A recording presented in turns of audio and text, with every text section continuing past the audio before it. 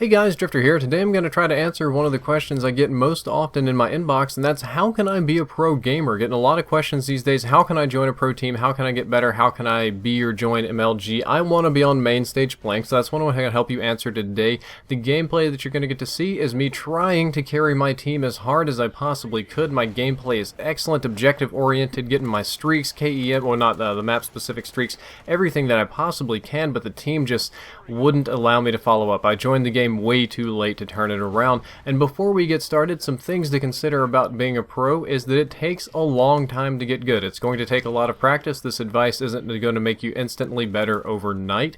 It also takes a lot of practice to maintain. You can't get at a level and then stop doing everything. You have to maintain or continue to exceed that level and be prepared to travel a lot. You're going to have to go to a lot of open brackets, and if you do achieve your goal, you're not going to get to live at home very often. Lastly, just because this is the internet, you should just say goodbye to any sort of privacy you have. But being a pro, at least I'll stick to Call of Duty since I'm not quite as familiar with the league scene, is all about getting onto a top 10 seeded pro team, like one of those teams that you hear about, Optic, Envy, TK, EG. You want to be on one of those teams that are always top 10 seeded, doing great.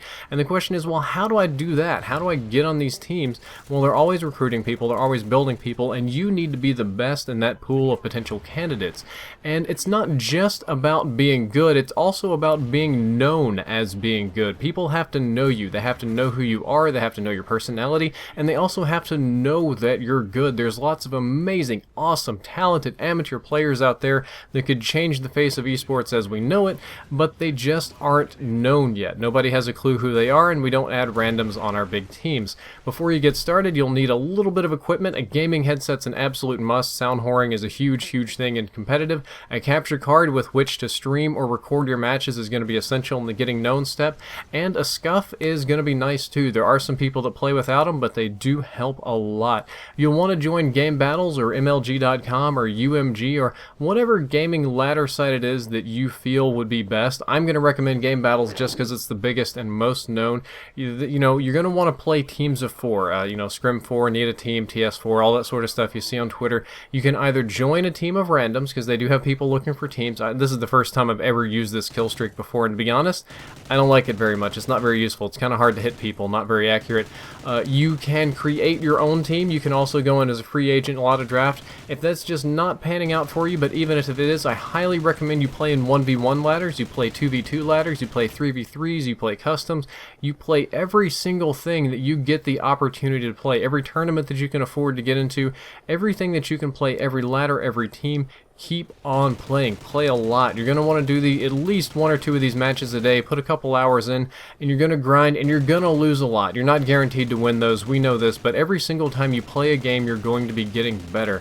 One of the other things you can do, and this is a strategy that's paid off very well for a friend of mine named J-Hub and some other people that I know, is by studying other people. You should actually watch the pro streams, watch the competitive streams, study their strategies, learn what they're doing and why, ask them, watch their breakdown videos on their channel that explains the tactics. Watch other people's little breakdown videos. I'll give a shout out to myself for in-depth, or whoever's making guides or tutorials to help you get better, to learn something new.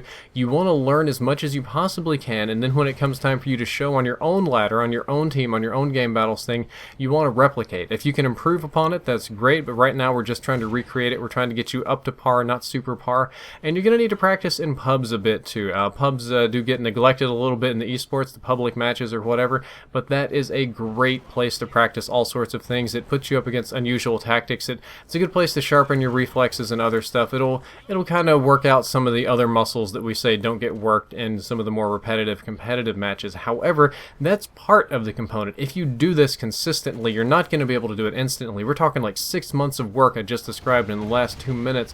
You'll get better, but the next thing you need to do is be known as being good. So you're going to need to stream your matches when you can. Some people cheat when you stream, unfortunately. That's just the nature of the game, but when you can, stream the matches or record your matches and upload either the live commentary or your breakdown of it and explain what you're doing.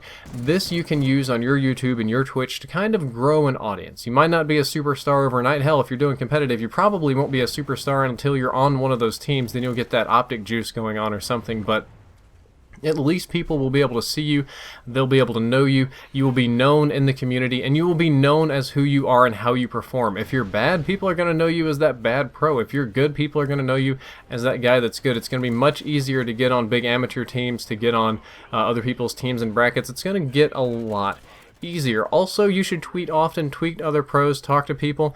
Twitter is usually the best way to get to know esports guys these days. Just if ever they need an extra third, a filler, a fourth, you should just say, hey, that can be me, check me out, here's my stuff. It's probably going to get to a lot of dead ends, but maybe one time out of 20 you'll get to scrim, and that's a good start because you're getting known. You're going to build a following, and you're going to practice, and you're going to keep on going, but the last part of this equation is the most difficult and financially strenuous one. You're going to need to pony up the money, the time, the days off, and actually travel to a LAN event and compete in the open brackets. You're going to have to put a team together of 4 people, either ones that you don't know or ones that you do know are good, or maybe your entire team can pony up the money and go and travel to Los Angeles or Dallas or Boston or New York or wherever they're holding the event at and go in that open bracket play and win.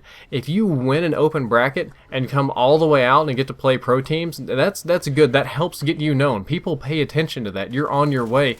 However, if you can win an open bracket and then put down a pro team, if you beat a pro team and find out of the open bracket maybe into top 6 or something, that's amazing. You're already set, you're already known, you'll get recruited, and along the way you're going to stumble, you're going to fall, you're going to fail, especially in the beginning. You're going to lose most of your first matches, you're going to get pounded on.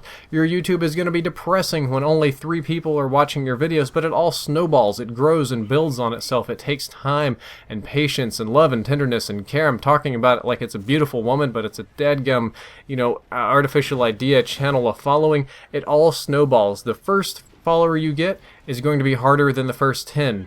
The first 10 is going to be harder than the first 100. The first 100 is going to be harder than the first 1,000. And it just keeps getting easier and easier and easier. And the same thing with practicing and winning. The first couple of games I played competitively, I got murdered. It was awful. It was brutal. Like 2-9, 1-20, just god awful sort of stuff. But as I kept playing, I did get better, I did improve, and you will get better and you will improve, and you have to do all of these things and be patient, and also being a good person helps. Nobody's going to recruit a whole bag of dicks to their team. I hope you enjoyed the video, I hope you learned something useful, and I hope to see some of you guys out there trying. If you enjoyed it, don't forget to like, favorite, and subscribe. Drifter out.